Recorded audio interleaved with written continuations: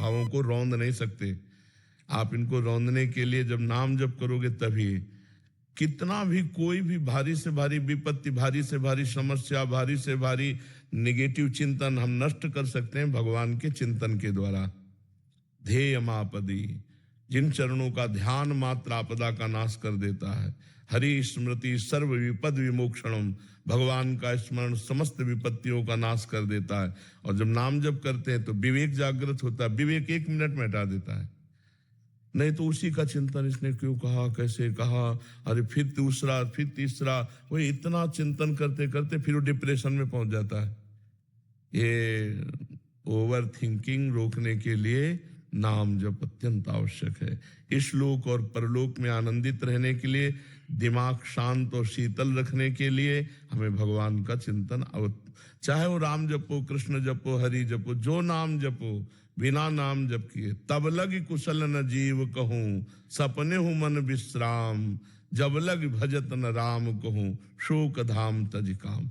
ये शोक का धाम है संसार, कामनाओं का जाल बिछा हुआ। एक बात पूरी हुई 2 खड़ी हो गई, 2 पूरी हुई 4 खड़ी हो गई, और बार बार उसी का चिंतन करते हुए हमारा जीवन व्यर्थ चला जा रहा है।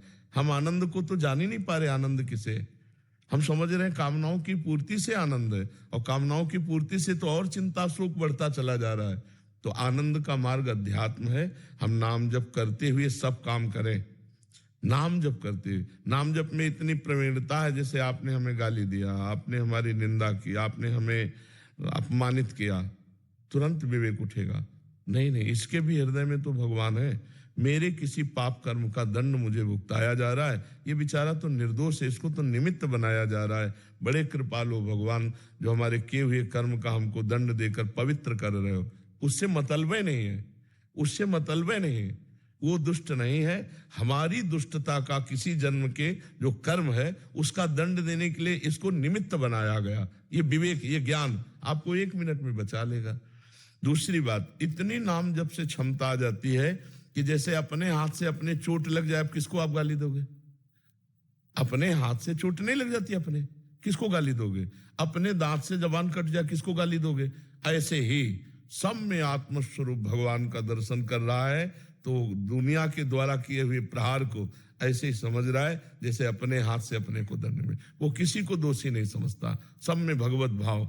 उमा जे राम चरण रत, विगत काम मद को, निज प्रभु में देखें जगत, केसन करें विरोध। तो बिना भगवान के चिंतन के इस समस्या का समाधान नहीं हो सकता।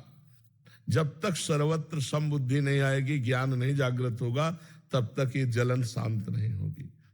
द्वेष करने वाले पर भी हम रोष ना करें, ये अध्यात्म है, तो हम जीत जाएंगे। नहीं, कितना प्रपंच, जरा दिमाग को आप अपने खुद देखिए, कितना प्रपंच भरा हुआ है। उसको साफ करने के लिए हमारे पास नाम है, राधा राधा राधा राधा। आप खुद देखना, आप कितने गंभीर हो जाएंगे, आपको कितना आनंद आने लगेगा, आप में एक मस्ती आ जाएगी। आप खुद देखिएगा, नाम ही एक उपाय है। किसका प्रश्न था? हाँ, नाम नहीं जप करोगे तो फिर इसको नहीं हटा पाओगे।